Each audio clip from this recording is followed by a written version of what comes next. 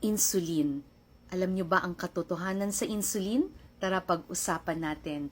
Nurse Annie, isang pasyente may type 1 diabetes at isang diabetes nurse educator.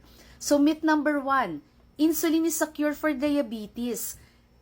Insulin is a treatment to manage our blood sugar levels. Hindi po siya lunas or cure. Sa mga katulad naming type 1 na pasyenteng may diabetes, ito ay ang aming medication panghabang buhay kasi wala po kaming nilalabas na insulin mula sa aming pancreas. So it can just help manage our blood sugar levels even if you're also type 2 and you are prescribed on insulin, it will just help control your blood sugar level.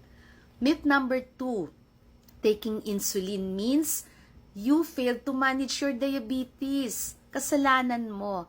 Hindi. Ang katotohanan is, needing insulin is not a sign of failure, kundi it will help manage your diabetes. Kinakailangan na rin kasing mag-insulin kapag hindi na gumagana masyado ang inyong pancreas. Yung ibang katulad ng mga type 2 na naka-insulin, kinokontrol lang po ang inyong blood sugar level aside from your oral anti-diabetic medications. So take your insulin. Myth number 3, insulin can cause weight gain. The truth is, while some people may gain weight, starting insulin because of better blood sugar control, actually nakakagana siyang kumain, nakakagana ng pagkain natin. Pero importante dito rin ang pag-control ng ating kinakain, ang diet at ang exercise when you are on insulin. The good news is, it can help control your blood sugar level.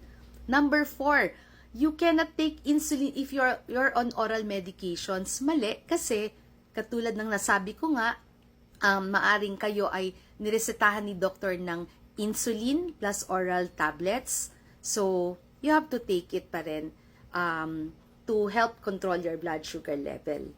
Next is, insulin is dangerous and will cause low blood sugar levels or yung tinatawag na hypoglycemia.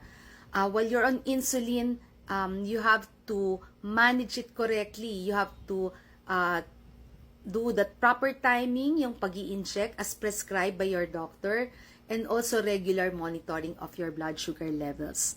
Number 6, insulin is, all insulin is the same. Mali. Marami po tayong mga klase ng insulin. Merong once a day lang, yung insulin na ini-inject lang once a day, yung ating mga basal insulin, Glargine, at meron din yung mga bolus insulin or yung meal insulin na ini-inject bago kumain.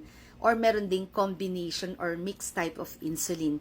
So again, it's not only one type of insulin. It depends po, marami po tayong klase ng insulin.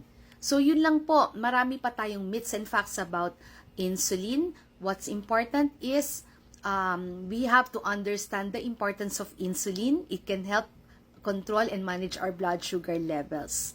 So ang lagi kong sinasabi, have yourself checked, always consult your doctor, and let us help manage and control our diabetes. Ingat!